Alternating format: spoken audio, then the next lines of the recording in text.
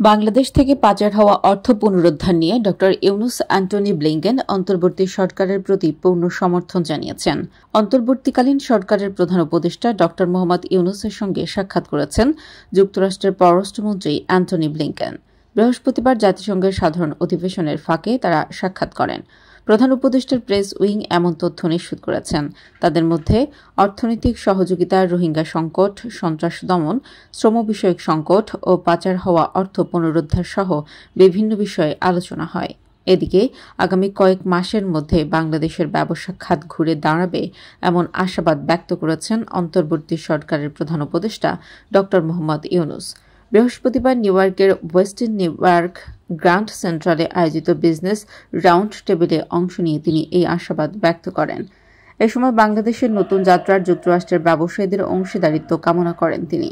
ড ইউনুস বলেন, আমি এখানে আপনাদের কথা শুনতে এসেছি এবং আপনাদের বিনিয়োগের পরিবেশ কিভাবে আরও উন্নত করা যায় সে বিষয়ে আপনাদের পরামর্শ চাই। আমাদের এই নতুন যাত্রায় আপনাদের অংশীদারিত্ব চাই। এই রাউন্ড টেবিলের আয়োজন করে ইউএস বাংলাদেশ বিজনেস কাউন্সিল।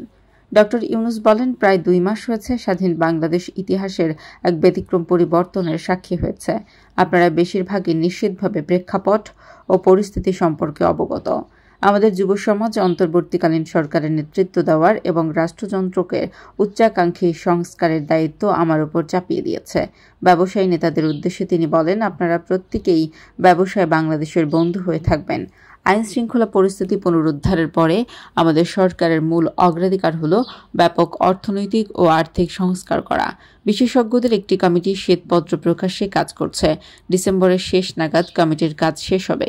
এটি অর্থনীতির মানদণ্ড স্থাপন করবে এবং সংস্কারের সুপারিশ করবে বলেন তিনি।